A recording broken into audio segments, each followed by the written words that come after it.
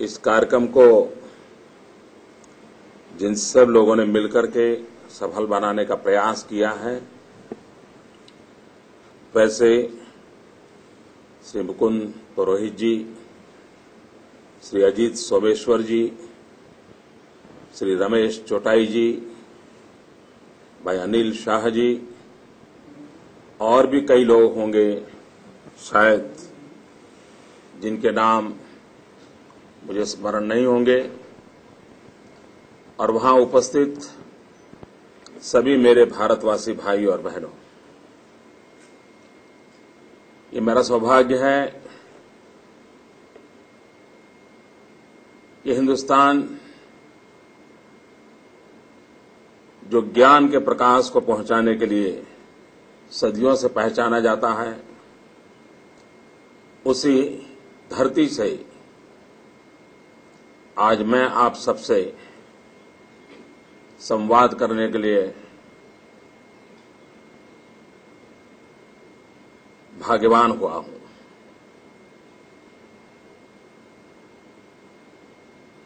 पूरब का ज्ञान का यह प्रकाश कल सुबह तक आपको पहुंचेगा, और उस अर्थ में अगर मैं अभी शुभ प्रभातम कहूं तो आपके लिए यह शुभ प्रभातम कल सुबह होगा।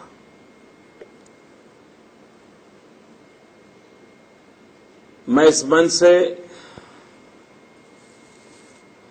प्राइम मिनिस्टर ऑनरेबल हार्पर का अभिनंदन करना चाहता हूं, धन्यवाद करना चाहता हूं। I got an information that before few days, Honorable Prime Minister Harper has declared that there will be a Trade and Commerce Centers office in Gujarat. I welcome this initiative, and Gujarat is known for trade and commerce. Trade and commerce is a genetic system of the Gujaratis. The people, those who are living in Canada and those who are connected with the global business, I am sure because of this new arrangement, Gujarat and Canada both will come to nearer, and we all try to reach the global community as far as trade and commerce is concerned. मैं श्रीमान हरिंदर खट्टर जी से भी उनका अभिनंदन करता हूं कि आज वो समय निकाल करके गुजरात की बात सुनने के लिए हमारे बीच आए, और जिस प्रकार से उन्होंने अपने उद्बोधन में विकास की चर्चा की, गुजरात का उल्लेख किया, मैं हरविंदर जी का भी बहुत आभारी हूं। आप सब जानना चाहते होंगे, आज देश में गुजरात मॉडल की चर्चा हो रही है। विकास के नए आयाम को गुजरात छू रहा है। आर्थिक प्रगति की नई ऊंचाइयों को गुजरात ने प्राप्त किया है, और गुजरात एक प्रकार से भारत के विकास का ग्रोथ इंजन बन गया है। और ये चर्चा सब दूर है, अगर आप प्लानिंग कमीशन में जाएं तो भी ध्यान में आएगा। मैं एक मोटा मोटा आपको जरा ब्यौरा देना चाहता हूं।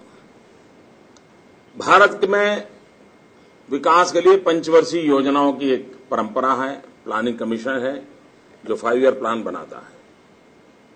अब तक देश में 10 5 ईयर प्लान का अमल हो चुका है, 11 5 ईयर प्लान चल रहा है। गुजरात में 9 5 ईयर प्लान जो हुए, इन 9 5 ईयर प्लान में टोटल प्लानिंग था 52,000 करोड़ रुपीस का।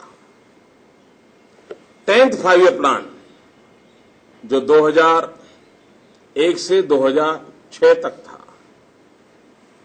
और उसी समय मुझे गुजरात के मुख्यमंत्री के नाते कार्य का दायित्व मिला था।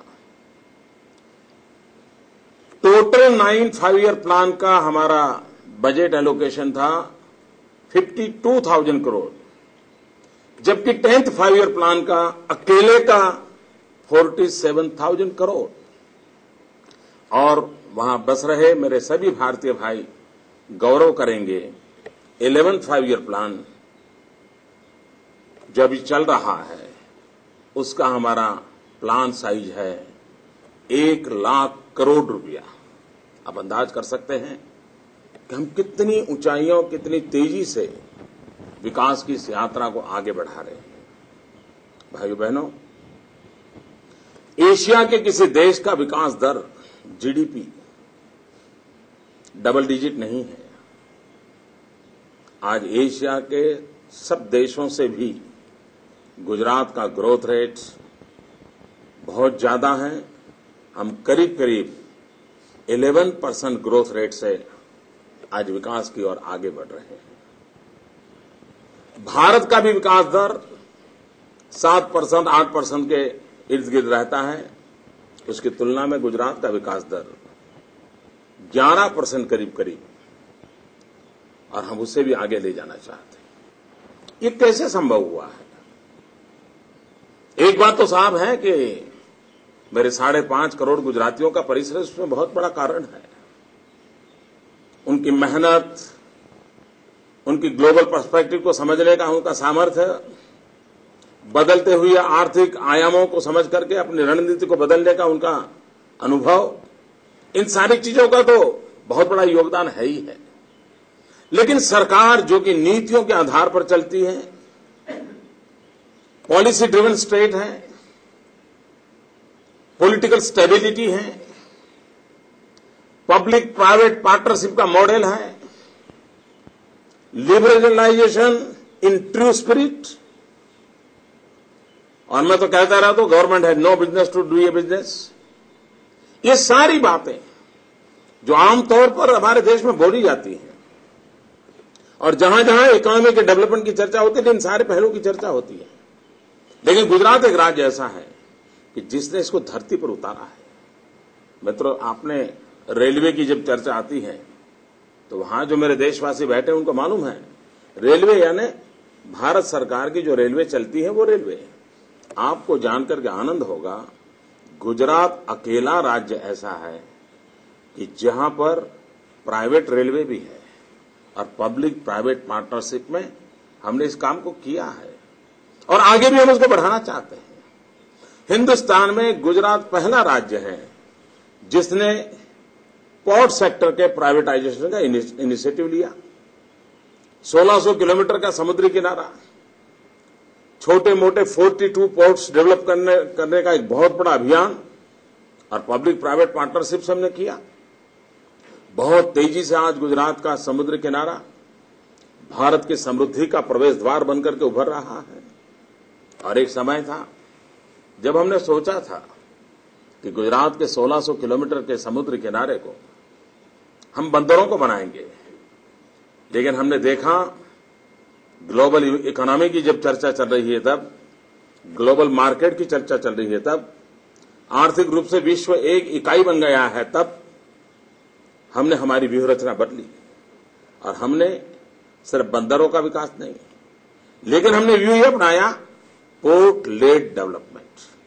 बंदर तो विकसित हो, लेकिन बंदरों के आधारित विकास हो। और इसीलिए गुजरात ने बहुत बड़े नए इंफ्रास्ट्रक्चर का एक बड़ा खाका खड़ा कर दिया है। पोर्ट होगा, पोर्ट के साथ एसईजेड होगा, एसईजेड के साथ कोल्ड स्टोरेज की चेन्स होगी, उसके साथ लॉजिस्टिक सपोर्ट की चेन्स होगी, उसके साथ रेल और रोड के लिंकेजेज होंगे। यानी पूरी तरह होलिस्टिक अप्रोच के साथ, इंटीग्रेटेड व्यू रचना के साथ हमने विकास की एक नई धारा बनाई है। आज हिंदुस्तान में स्पेशल इकोनॉमिक जोन की चर्चा हो रही है। विदेश के इन्वेस्टर्स के लिए स्पेशल इकोनॉमिक जोन सुविधाजनक रहता है। टैक्सेशन के, लेबर के करीब करीब आपको वैसा ही लगेगा जैसे आप जिस देश से आ रहे हैं उसी देश में काम कर रहे हैं। इंफ्रास्ट्रक्चर भी विश्व के टॉप मोस्ट इंफ्रास्ट्रक्चर के अनुकूल जो हो, उस प्रकार का निर्माण किया जा रहा है।